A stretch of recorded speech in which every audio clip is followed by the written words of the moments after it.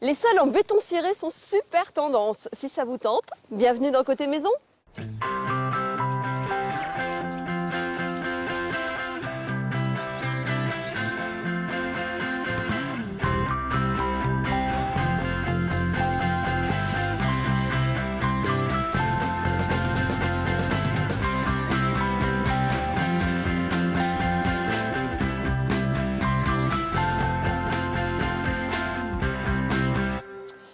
Le chauffage par le sol est-il compatible avec un béton ciré? Est-ce qu'il existe plusieurs techniques de pose? Est-ce que c'est vraiment facile à réaliser tout seul? Autant de questions auxquelles nous répondrons avec l'ami Robert aujourd'hui. Côté Maison, c'est l'émission qui vous donne toutes les techniques pour bricoler sans vous tromper.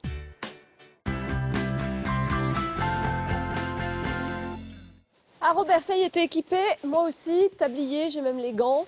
Donc aujourd'hui, opération sol en béton ciré, ce qui est très tendance, très demandé. Oui, vous pouvez le faire vous-même, on va tout vous expliquer et il y a plusieurs techniques. Oui, puis il y a un peu de matériel quand même, tu as pu remarquer, parce que là on a commencé à préparer. Alors il y a deux techniques effectivement. La première qu'on va faire tout de suite, c'est un sol coulé. Un peu, on va dire, comme on fait un ragréage. Voilà. Ouais. C'est-à-dire qu'on a un sol coulé en béton autolissant. Alors le béton, évidemment, c'est pas n'importe quel béton, c'est pas n'importe quel mortier, tu t'en doutes. Oui, mais ce sont des produits prêts à l'emploi, quasiment. Alors, c'est en fait, on a acheté un kit global, on a dit voilà, il y a tant de mètres carrés dans la pièce, maintenant il nous faut, on nous a dit, tant de seaux, sachant que le béton est composé de deux choses, d'une poudre et d'un liquide qui est déjà coloré. Alors la deuxième technique, c'est laquelle? Alors c'est une technique d'enduit à la taloche. C'est-à-dire qu'au lieu de couler comme on va le faire, on taloche. Mais ça, on le verra une autre fois. Très bien. Et nous avons choisi donc la méthode auto-lissant. Alors, comment on commence? Donc, d'un côté, la résine avec le colorant intégré. D'accord. On met la dose là-dedans. Tu remplis jusqu'à 5 litres. D'eau. D'eau. On va mettre un peu d'eau là-dedans pour rincer. Vas-y. Alors, pour être sûr d'avoir 5 litres... Il y a de la mousse là. Hein, voilà, alors. donc on souffle. Encore un petit peu. Bon, je le mets dans le seau. Bon, maintenant, mélangeur et poudre. Ok. Donc la poudre, tu vas la verser petit à petit. Tout doucement, comme la farine dans une recette de cuisine. Délicatement.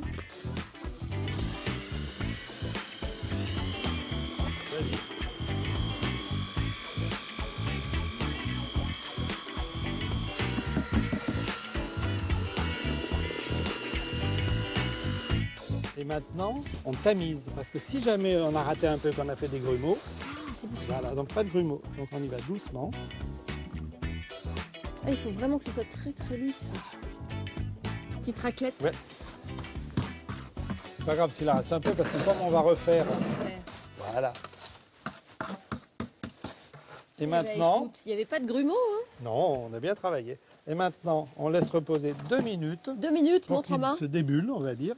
Et on va aller le couler. Robert, on n'a pas parlé de la préparation du support. Donc là, on va couler sur quoi? Alors déjà, un sol lisse, propre, etc., sec, solide, sain, etc., mais qui a été préparé. Et en fonction de la porosité ou non-porosité, qu'est-ce qu'on a mis? Un primaire, support poreux. Parce que ça, c'était poreux, c'est un ragréage, ça, à l'origine. C'était du béton. Hein. Oui, c'est du béton ragréé. Donc on met le primaire pour support poreux et on a gorgé. C'est pour ça qu'on voit encore des traces bleues, tu vois, parce que le liquide est bleu. Donc là, ça n'est plus du tout poreux. Enfin, si peu que ça va marcher. Donc ça, c'était fait d'avance. Et ce sol béton ciré, là, autolissant, on peut le mettre sur du carrelage, on peut le mettre sur plein de supports. Le tout, c'est que ça soit lisse et qu'on fasse attention à la préparation. Et selon qu'on a un sol poreux ou non, on va utiliser un primaire différent. Et là, qu'est-ce qu'on fait? Eh bien, on coule. On le jette. On le jette un peu délicatement quand même. Alors, qu'est-ce qui se passe? Pour l'étaler, une grande spatule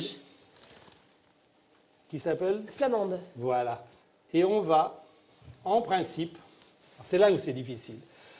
Nous, on va mettre, allez, 3-4 mm d'épaisseur, sachant que notre seau doit nous permettre de faire 3,5 mètres carrés. C'est là la plus grosse difficulté.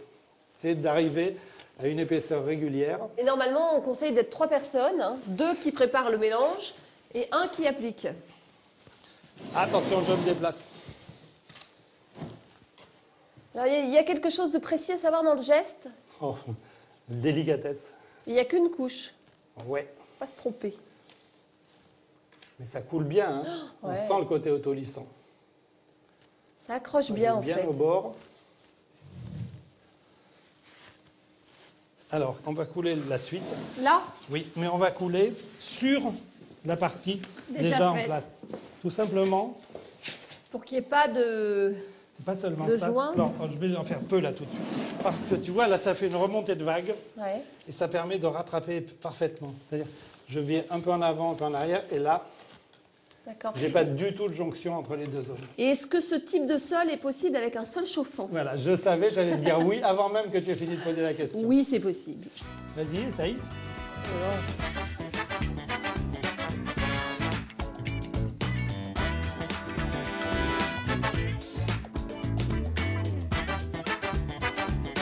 Ne cherche pas à l'étaler trop, hein.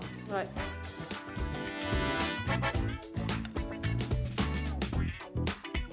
Alors, chose essentielle, c'est que quand j'ai une reprise comme ça, tu vois, je dépose ma flamande, mais vraiment à moitié dessus, pour bien étaler. Voilà, donc là, on rattrape toujours. Donc tu vois notre fameuse vague qui se forme, qui vient couvrir. Ouais. On reprend bien, non pas comme ça, mais comme ça. D'accord, de biais. Et toujours des grands mouvements pour que ça fasse pas trop de marques après Assez en souple. séchant. Ça donne une surface, c'est un miroir presque. Il n'y a plus qu'à continuer jusqu'au bout, hein. Bon Robert, une fois qu'on a terminé cette première étape, on va laisser sécher combien de temps? Oh, 3 jours à peu près. 3 jours, on marchera en chaussettes pour aller faire la deuxième étape qui ne saurait tarder parce qu'en fait on a déjà préparé dans une deuxième pièce. Vous verrez. Robert, alors notre sol Alors, est pas mal. là, on est passé d'une pièce à une autre, hein, parce que celle-ci a été faite avant pour que ce soit sec, évidemment. Bien sûr. Donc ça, c'est pour le besoin de la démonstration. Il faut être en chaussettes. Et oui, pour éviter de marquer, oui. de salir. Donc on a veillé à ce qu'il n'y ait pas du tout de poussière. On va utiliser ça, tu sais. On l'avait déjà utilisé, ce qu'on appelle une monobrosse. Ouais. En réalité, d'ailleurs, elle a de brosse que le nom, là, parce que dessous, c'est pas du tout une brosse qu'on met. Regarde. On met un patin, tu sais. Ouais. Façon- On s'en était servi pour les parquets. Voilà, façon patin à vaisselle. On va le mettre Ça va bien. gratter, ça va faire quoi? Ben, ça va nous permettre de régulariser, Poncer un petit d'enlever peu. les quelques irrégularités qu'il y a. Donc j'ai le souvenir que c'est une machine qui part très vite toute seule. C'est toujours hein. assez drôle, Il faut effectivement. la maîtriser.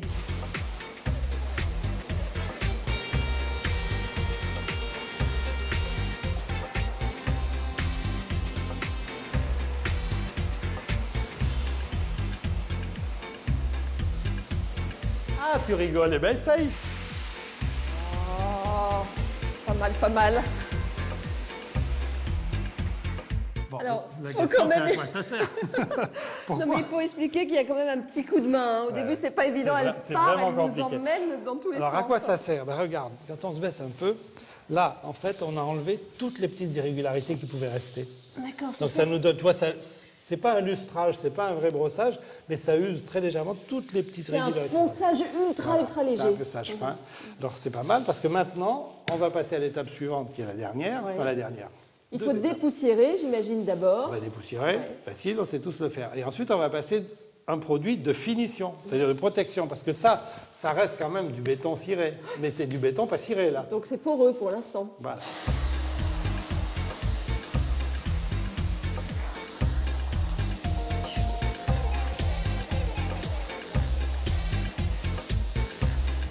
Bien, hein. C'est ça bien. Tu peux appuyer sur le bouton, là-bas. Ah, ça fait du bien quand c'est fini. hein. Ouais, tu passes très bien l'aspirateur, Absolument. Robert, je te félicite. C'est un métier. Alors maintenant, protection définitive. 2 produits successifs. Imprégnation, Incolore. D'accord, donc ça va servir à boucher en fait le... imprégné, comme son nom Voilà. l'indique, voilà, on va bien imprégner. Et ensuite, Que ça soit le moins vernis poreux. monocomposant, donc un vernis à l'eau, Ouais. donc pas toxique, rien du tout, et qui est un vernis polyuréthane. Bon.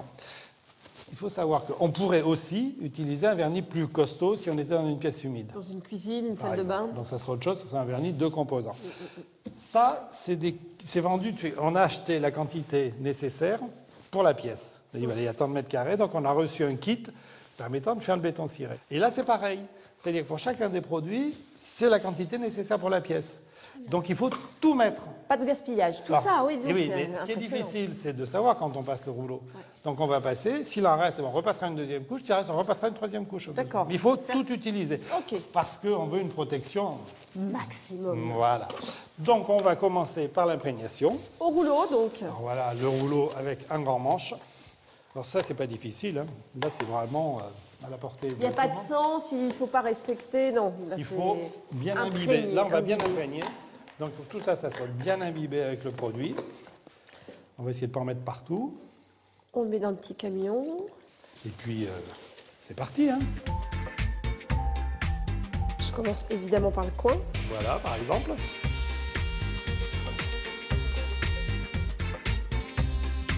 Donc, comme là, on est en imprégnation, il peut y en avoir. Là, s'il en reste un peu, tu vois, on n'est pas obligé de... C'est pas une laque. Hein. Bon, mais c'est inquiétant parce que c'est un peu blanc, ça va évidemment complètement disparaître. C'est l'intérêt de tous les produits à base de résine et qui sont des produits à queue, c'est que le blanc devient nécessairement transparent derrière. Et ça ne change pas du tout la couleur. Non, ça va la soutenir. D'accord, donc elle peut devenir un peu plus foncée. Mais c'est un produit mat. Bon ben voilà, allez, joue un peu.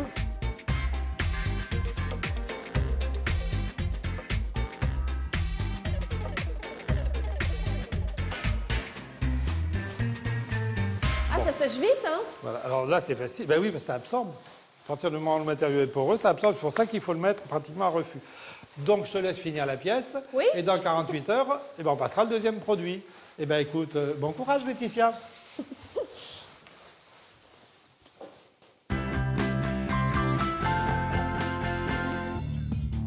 Si vous désirez recouvrir votre sol de béton ciré, vous devez tout d'abord préparer votre support. Celui-ci doit être propre et recouvert d'un primaire adapté. Le kit de béton ciré comprend un seau de poudre et un bidon de liquide. Le mélange se fera avec précision à l'aide d'un malaxeur. Après tamisage, le béton obtenu se posera sur le sol à l'aide d'une taloche flamande.